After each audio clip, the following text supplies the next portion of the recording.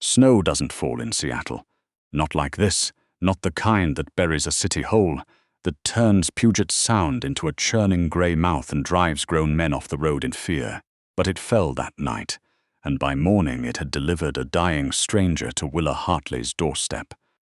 And by the time the sun rose behind the clouds, she would understand that saving his life had cost her every ordinary thing she owned.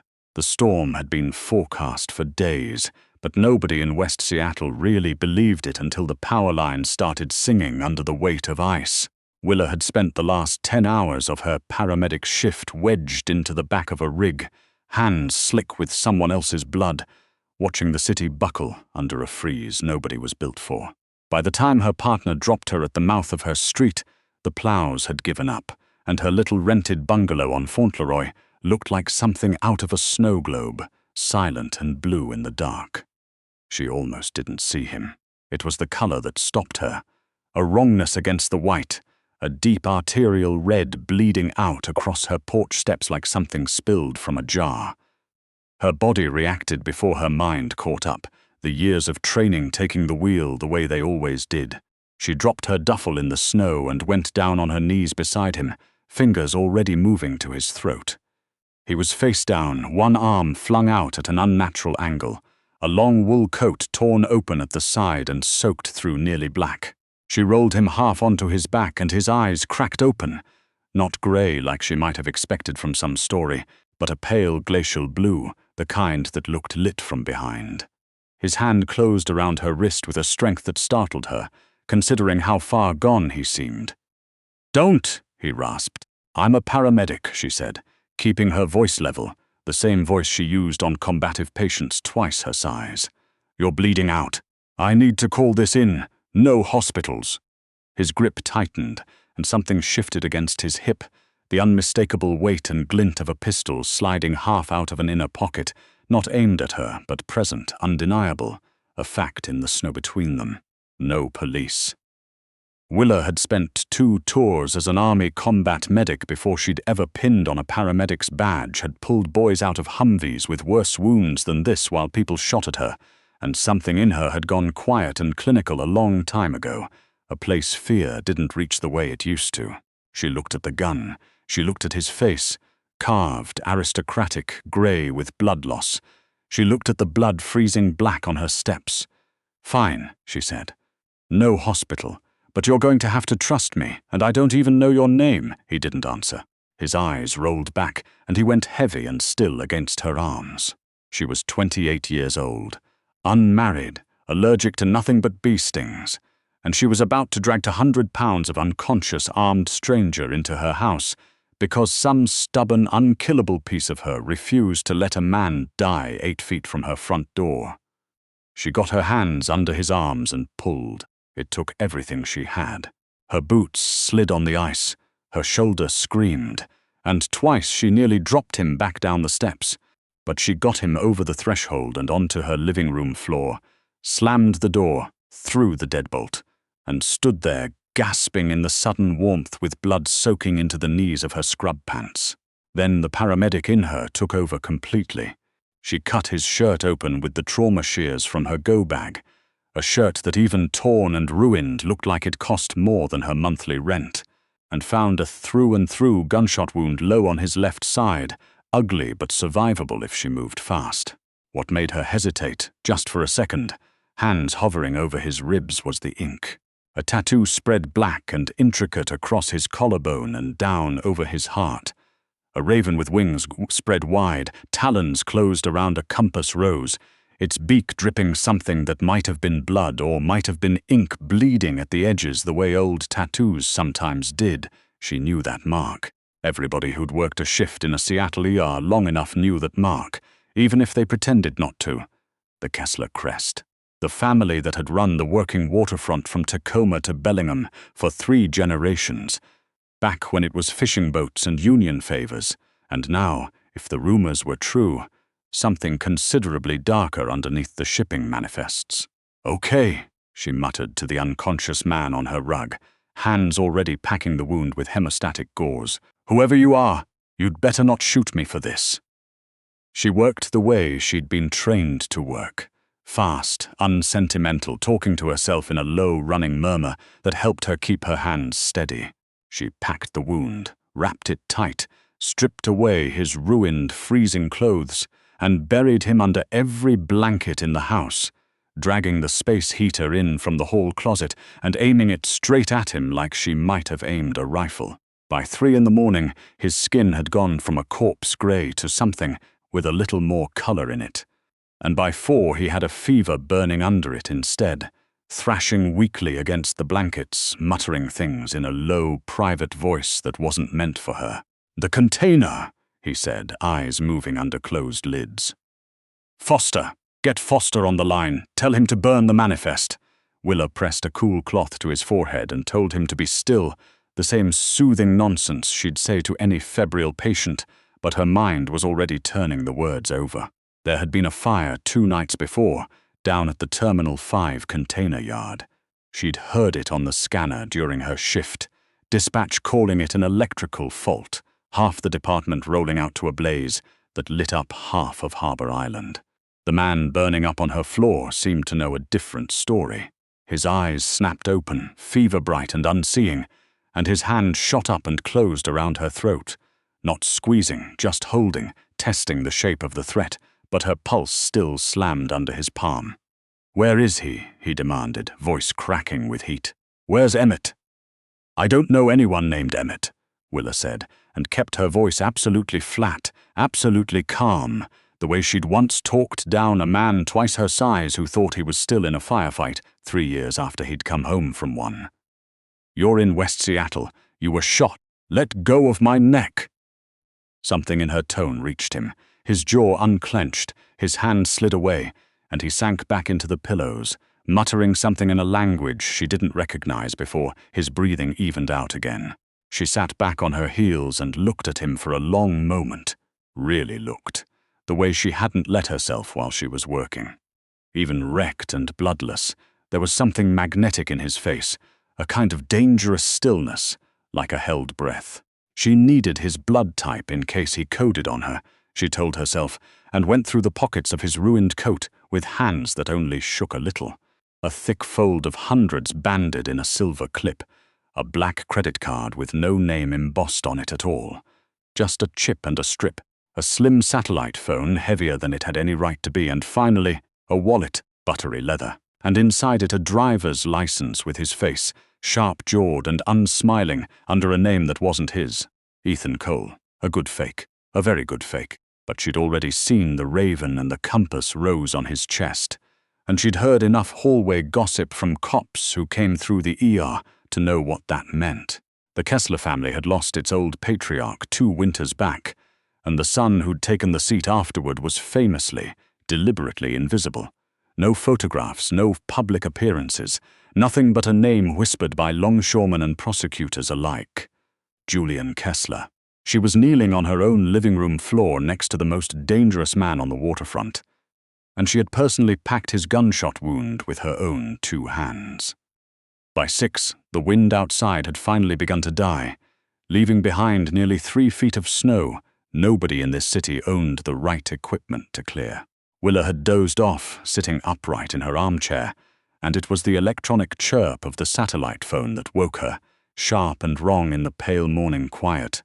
He was awake, genuinely awake this time, propped against the base of her couch, blankets pooled around a bare, bandaged torso, eyes clear and cold and moving over the room with a precision that made her skin prickle, cataloguing exits, cataloguing her, cataloguing the IV bag she'd set up but never hung. "You didn't call anyone," he said.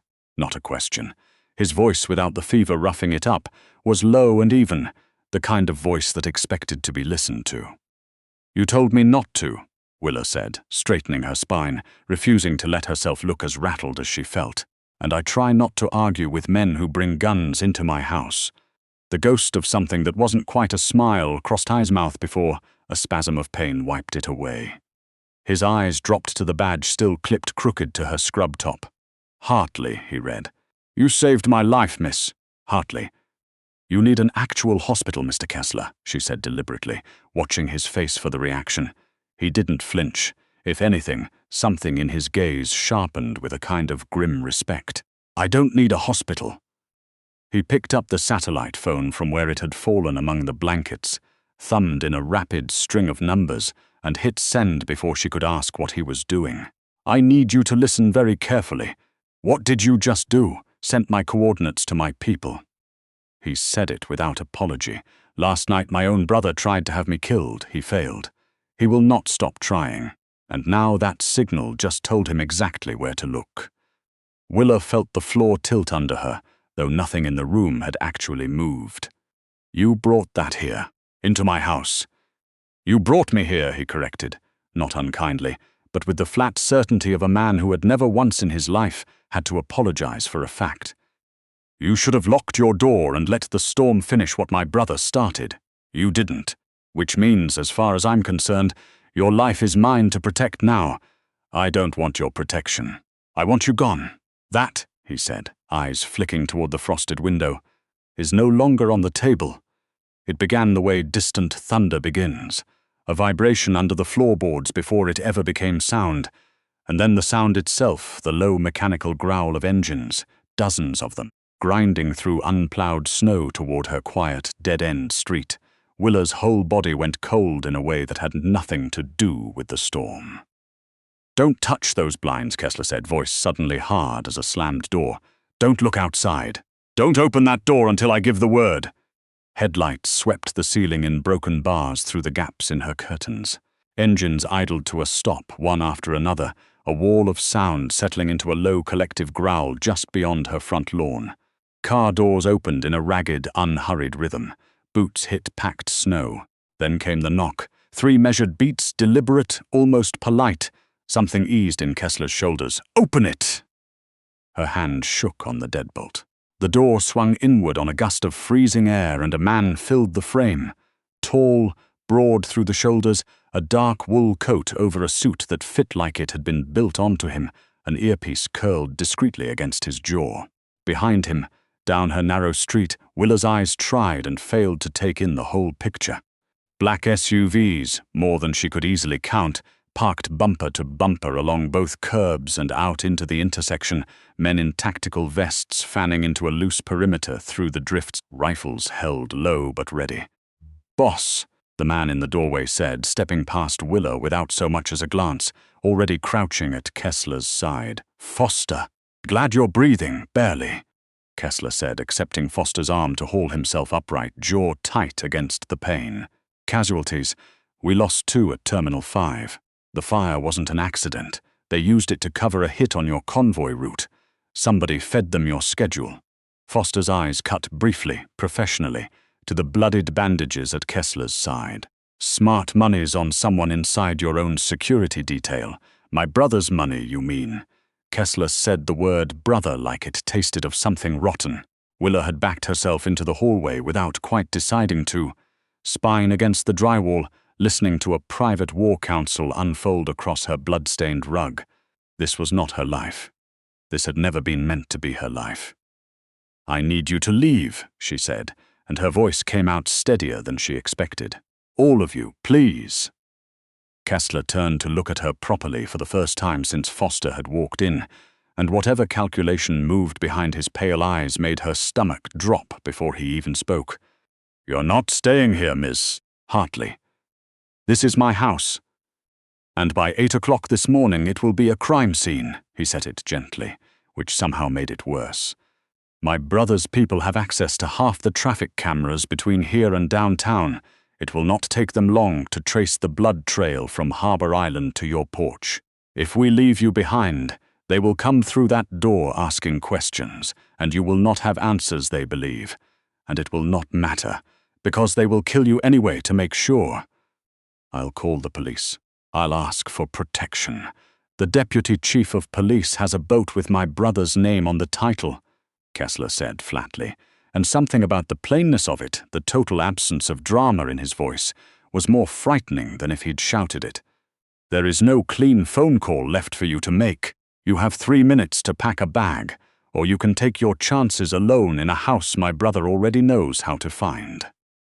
The panic that rose in her chest was sharp and physical, but underneath it, some cold professional part of her, The part that had once packed a chest wound in a moving vehicle under fire was already doing the math, and the math agreed with him. She looked at Foster's face for some sign that this was an exaggeration, a scare tactic, and found nothing there but grim confirmation. She ran up the stairs on legs that didn't quite feel like her own, threw jeans and sweaters and her passport into a canvas bag with hands that shook harder the less she let herself think, and came back down to find two of Kessler's men already moving through her living room, with quiet, practiced efficiency, bagging bloody gauze, wiping down the coffee table, folding away every trace that anything had happened here at all. They were erasing her old life while she watched. The cold outside hit her like a wall when Foster walked her out onto the porch, one hand light but immovable at her elbow. The scale of it stole the breath out of her. The SUVs lining her narrow street too deep, the armed men fading in and out of the blowing snow like sentries in a war, or she hadn't known she'd enlisted in. A vehicle peeled off from the convoy and glided up to her walk, and Foster all but lifted Kessler into the back of it before turning to her. "You too, miss." Hartley. She climbed in beside a wounded Mafia boss with her whole life crammed into a duffel bag on her lap, and as the armored door sealed shut behind her with a sound like a vault closing, she watched her little house disappear behind a curtain of snow, swallowed by a convoy that moved as one animal down streets nobody had plowed, and thought with a strange, distant clarity, "I only wanted to save one life." The plane was the kind of quiet that felt engineered. Cream leather, low golden light, the roar of the engines reduced to a murmur so far beneath her it was almost peaceful, if peace had been available to her, which it wasn't. Willa sat curled on a leather bench in the rear cabin while a private physician, introduced only as Dr. Yamamoto, ran a fresh IV line into Kessler's arm and checked his pressure without comment, as though this were an entirely unremarkable Tuesday. When the doctor finally withdrew to the front of the cabin and slid the partition shut, it left the two of them alone in a silence that felt heavier than the one before. "Where are we going?" Willa asked. Her voice was quiet, but it didn't shake, and she was quietly proud of that. "A property on Orcas Island," Kessler said. His color had come back some, the fluids and the painkillers doing their work. "Off the grid. My brother doesn't know it exists, and no ferry schedule or flight plan will lead him to it. You'll be safe there. And what am I, exactly, once we land? A hostage? A guest." His eyes held hers, unblinking, entirely serious. "A guest to whom I owe a debt I intend to honor. Where I come from, that kind of debt isn't a figure of speech. You saved me when every rational instinct should have told you to lock your door. That makes you mine to protect. Not," he added before she could bristle, "mine to own. There's a difference, even if it doesn't feel like one right now. 12 hours ago I had a job, an apartment, a life that made sense. 12 hours ago you also had assassins standing in your front yard with battering rams," he said, and reached for a tablet resting on the table beside the medical bed, tapping it awake before sliding it across to her. "Look." The screen showed a live feed, a neighbor's security camera, angled just enough to catch her own front door. Even through the grainy static of the feed, she could see the black vans parked crooked across her lawn, could see men in tactical gear taking her door off its hinges with a battering ram, pouring into the house she'd lived in for 4 years like water through a broken dam. Her stomach turned over. If she'd stayed, if she'd been stubborn, if she'd refused to leave. "They're not police," Kessler said quietly, watching the understanding land on her face. "Private contractors paid through shell companies my brother thinks I don't know about. 911 calls from your street are being logged and quietly buried before dispatch ever sees them." "Why?" Willa said, staring at the tablet like it might rewrite itself into something less true. "Why is your own brother trying to kill you?" "Because our father left the company to me instead of him, and Emmett has never once in his life accepted a decision he didn't make himself." Kessler's voice dropped, the temperature of it changing. "He wants to move the family out of shipping and into something considerably uglier." I said no. "So he bought off half my security detail, hired a small army, and tried to bury me under a container yard fire. He failed. And I intend to make sure he regrets that for exactly as long as I decide to let him live." The certainty in his voice sent a slow chill down her spine, colder than anything the storm had managed. "And I'm supposed to just wait on an island while you fight a war. You're going to wait there because for the moment, it's the only place on Earth you're actually safe." He paused, then added more quietly, almost reluctantly, "And because you're more important to this than you understand yet." She frowned. "What does that mean?" He reached into the pocket of the clean trousers his men had brought aboard and drew out the pistol she'd taken off him hours earlier. The one she'd hidden on her kitchen counter, the one somebody must have retrieved before they'd swept her house clean of everything else. He thumbed the magazine free, pried a false plate off its base with his thumbnail, and a tiny micro SD card dropped into his palm, small enough to vanish inside a closed fist. "Emmett thinks the fire at Terminal 5 destroyed every shipping ledger tying him to the people paying him," Kessler said, holding the card up to the cabin light like something sacred. "The customs officials he's bought. The councilman funding his permits. He doesn't know I copied the master files before the warehouse ever went up." His eyes found hers, and something almost like warmth moved behind the cold. "When you dragged me off your porch, Willa, you didn't just keep me alive. You kept this out of the snow with me. This is the only surviving proof of everything my brothers spent 2 years trying to bury. As long as it exists, I'm not finished. Neither is he."